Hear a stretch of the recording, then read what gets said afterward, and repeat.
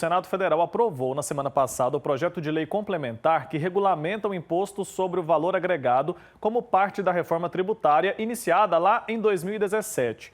O texto agora retorna à Câmara dos Deputados para revisão final. Entre os principais pontos estão a criação do IVA, que é o imposto seletivo, e medidas como cashback para famílias de baixa renda. A gente vai entender como que essas mudanças podem impactar o cenário econômico e os consumidores, conversando ao vivo agora com o Demo Oliveira, que é especialista em expansão de negócios. Está conectado aqui com a gente. Um ótimo dia, bem-vindo. Muito obrigado. Realmente é um assunto que impacta todos os brasileiros, desde o brasileiro desde o brasileiro que tem uma renda baixa, mas também as grandes empresas. Exatamente. No caso das grandes empresas, como que esse impacto pode acontecer e isso deve se refletir, claro, nos consumidores, né? O que a gente pode esperar? Eu escrevi aqui, fiz um projeto para poder apresentar com forma bem clara para vocês vários aspectos, tá? Eu acho que a primeira consideração é que o brasileiro ele estava acostumado a pagar impostos em cadeia e compensações entre estados. Então, se nós dividirmos em indústria, serviços e comércio, muitos deles, quando tem que transferir mercadorias, entre outras coisas, eles precisavam fazer compensações fiscais. Então, primeira coisa que está sendo tratado aqui é a simplificação tributária. Então, como que a gente simplifica isso, como nos países de primeiro mundo? Tem como ter um único imposto, esse único imposto ser tratado para todas as empresas, independente do Estado? Então, no fim, de uma forma bem simples, é esse o objetivo. Só que, quando nós entramos nos detalhes, você consegue perceber que não é só isso, né? Se você for um médico, qual é o imposto que vai ser? Você está acostumado a pagar de 2% a 5% de ISS, Imposto sobre Serviço. Quando você tem um imposto unificado, tendencia a aumentar. O que fazer? Será que a área da saúde está inclusa? Tem algum benefício sobre isso ou não?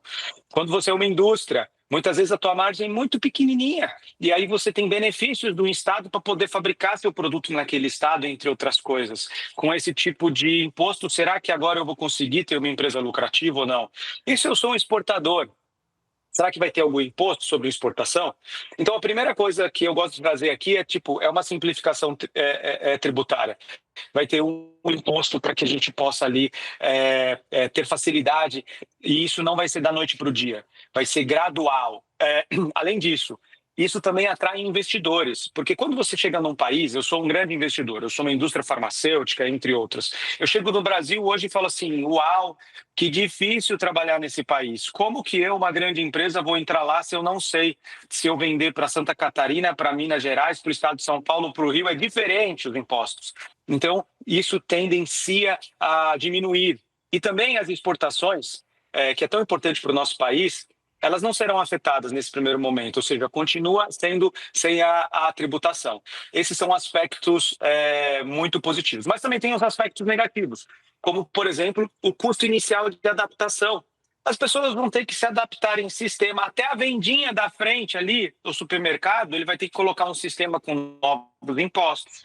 Vai ter toda a parte ali de emissão de nota fiscal que ela vai estar atrelada a essa nova lei.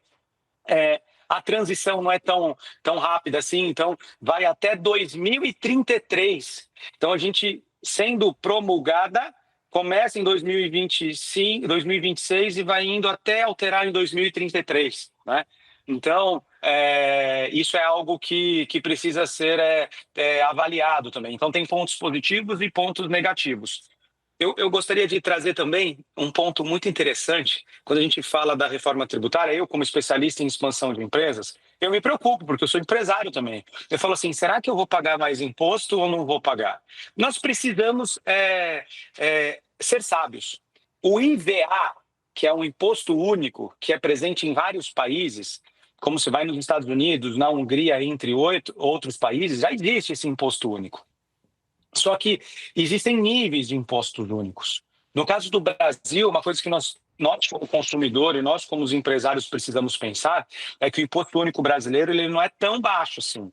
Uma das principais críticas da lei é que isso a gente está falando em um imposto talvez mais alto do que da Hungria. E isso é algo que precisamos nos preocupar. Se você pega países mais... Pra você ter uma ideia, a Hungria, o IVA é 27%. O do Brasil, ele talvez alcance 28,55%. É muito alto. Então, nós precisamos, como brasileiros, como empresários e como consumidores, entender todos os impactos desse imposto, porque, embora o governo inteligentíssimo vai diminuir as alíquotas, por exemplo, da cesta básica, de produtos muito importantes para a saúde, vai continuar aumentando os impostos em coisas que são danosas à saúde, como cigarro, por exemplo. Ao mesmo tempo, todo o resto dos nossos fabricantes de produtos, entre outros, se o imposto aumentar, o que vai acontecer? Vai aumentar o imposto lá na ponta. Então, aquele produto que você estava acostumado a pagar X, pode pagar X mais Y. Só que nós só vamos saber isso com o decorrer do tempo. É isso, né? O sistema tributário aqui no nosso país, ele é muito confuso. Pouquíssimas pessoas entendem perfeitamente como que ele funciona. A gente tem o imposto seletivo, que é conhecido como imposto do pecado. Quais são os produtos que entram nessa categoria e como que isso afeta ali no consumidor final? O imposto do pecado, nós já temos, teoricamente, se você tentar comprar cigarro no bar, você vai ver que o imposto do cigarro é muito alto. Mas com a reforma tributária, eles vão incluir outros itens, como, por exemplo, combustíveis fósseis, significa gasolina, bebidas alcoólicas, produtos que são danosos ao meio ambiente e cigarros, né? O objetivo do governo com esse imposto do pecado é de estimular o consumo desses produtos que podem tendenciar a prejudicar ou o meio ambiente ou a nós, na nossa saúde, que consecutivamente vai dar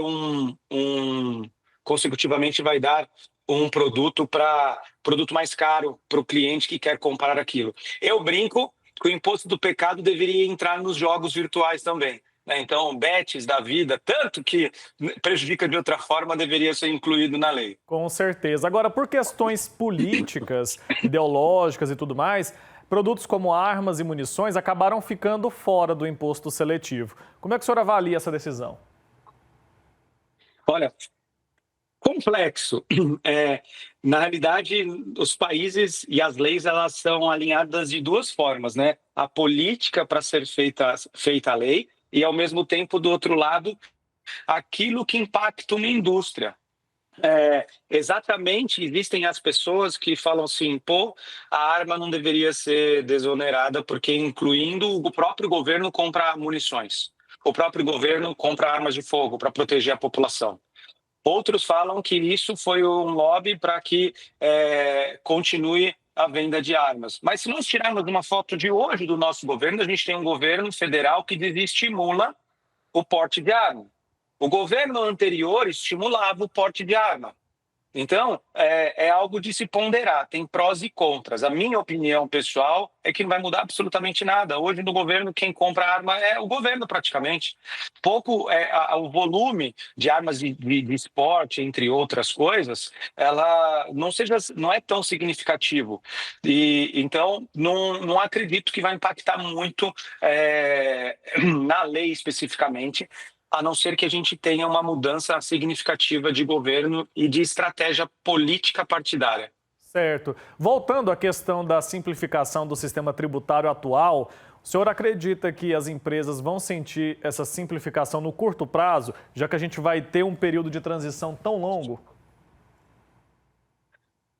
Vão sim, sabe? Mas lembre-se, tem algumas áreas que não vão mexer. Se você pega a Zona Franca de Manaus, lá em Manaus, não vai mudar. Ali continua sendo uma preservação de incentivos fiscais, né? Mas você sabe quais são as empresas que mais vão sentir? São as empresas que hoje elas têm benefícios fiscais. Então, se eu sou uma indústria no estado de São Paulo e eu tenho um benefício com o estado, onde eu não tenho um determinado tipo de pagamento de PIS, COFINS ou ICMS, por exemplo, chega um determinado momento que com esse imposto único eu perco esse benefício que eu tenho. E aí o que eu faço? Eu fecho a empresa ou eu aumento o preço do produto? Não sei. Então, esse impacto de curto prazo é algo complexo. Outro impacto, eu sou uma área de serviços. Então, hoje eu presto um serviço de consultoria. A minha eu estou na cidade, por exemplo, de Alphaville, Santana de Parnaíba ali, e pago pouco, 2% de ISS. Da noite para o dia, a minha consultoria, eu vou ter que ter um imposto maior. Será que eu consigo sobreviver? Será que eu não vou ter que aumentar? Então, esse é algo de curto prazo que precisa ser avaliado. Confesso que até no meu negócio como consultor, eu estou preocupado. Mas não é da noite para o dia, ele vai ser ali sendo equilibrado. Então, o primeiro impacto, nós não podemos saber que o primeiro impacto é aquele que impacta no bolso, tanto dos empresários como do consumidor. O segundo é da facilidade, que é um impacto positivo. Chega um determinado momento que as estruturas de sistemas, as estruturas de governo, a estrutura até de alguém que abre uma empresa do zero hoje, ele fala, pô, é simples, eu vou vender, meu imposto é 28% e acabou, vou pagar os 28% e não tem mais nenhuma surpresa diante disso. Então, esse é o impacto positivo que vai acontecer. E só que, mais uma vez, tudo que é novo precisa fazer... No mundo das startups, a gente tem um negócio que se chama MVP. MVP é Produto Mínimo Viável. A gente faz um teste e vai corrigindo o teste, faz um teste, vai corrigindo um teste, faz um teste, vai corrigindo esse teste até ele ficar perfeito. Como a lei... É muito difícil da gente criar uma lei perfeita, mas também não dá para ficar mudando a lei do meio do caminho. Então, os empresários eles vão se adaptando, ora estruturando times, ora estruturando produtos, ora estruturando margem, ora estruturando o sistema. Então, vai ter impactos positivos e negativos, como toda nova iniciativa. Toda mudança impõe isso, né? Agora, para a população de baixa renda, o cashback de imposto sobre os itens básicos, como gás de cozinha e energia elétrica, foi mantido, né? Isso já é suficiente para garantir maior justiça tributária? A gente fala muito sobre isso, né? Justiça tributária. Isso vai envolver os empresários e a população também. Qual é a avaliação que a gente pode fazer a respeito disso? Eu gosto muito dessa questão do cashback. O que é o cashback? O cashback é, dentro do dispositivo ali que foi aprovado, é algo que a gente consegue disponibilizar uma renda diferente. Assim, são dois aspectos.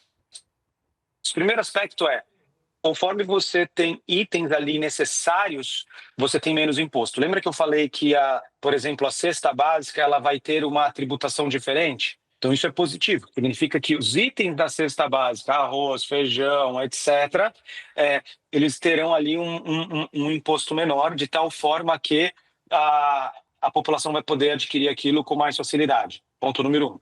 Ponto número 2. O cashback, que é uma modalidade muito conhecida das plataformas digitais, está incluída dentro dessa nova formulação, que é você receber de volta valores relacionados ali se eu estou pagando os impostos certinhos, se eu estou dentro de uma faixa ali de renda e faturamento. Então, eu gosto muito disso, isso é muito positivo.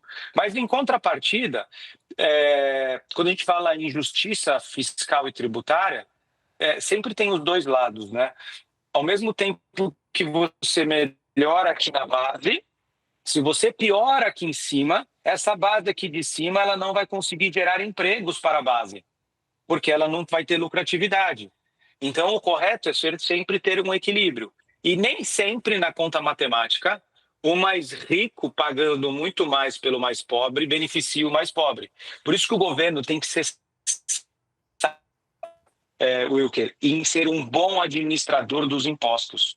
Se ele não for um bom administrador dos impostos, ele vai gastar em coisas que não tem nada a ver. Gastar no avião, gastar não sei o quê. Ele tem que ser sábio, porque ele está recolhendo imposto do mais alto para tentar ajudar o menor. Só que se ele não for sábio em investir em saúde, em educação, etc., a gente vai simplesmente aumentar cargas tributárias e nós não vamos estar ali favorecidos com os impostos que estão sendo pagos. Então, mesmo com invenção de cesta básica, mesmo com cashback para a população mais carente, entre outras coisas, se não for excelente administração dos impostos e das arrecadações, é impossível que isso dê certo. É como no nosso lar, na nossa casa. A gente pode ganhar quanto for. Se a gente não administrar bem o dinheiro que nós temos, vai sempre faltar ou um leitinho no final do mês, ou a mensalidade da escola que vai atrasar, ou algum uniforme que a gente não vai conseguir comprar para colocar dentro da nossa rede pública, entre outras coisas. Então, essa é a minha visão. Muito bem, muito obrigado pelo seu tempo aqui com a gente, por nos ajudar a entender um pouco mais a respeito do que está tramitando ali em Brasília. Um abraço, até a próxima, viu? Muito obrigado pelo convite, contem comigo. Tchau, tchau.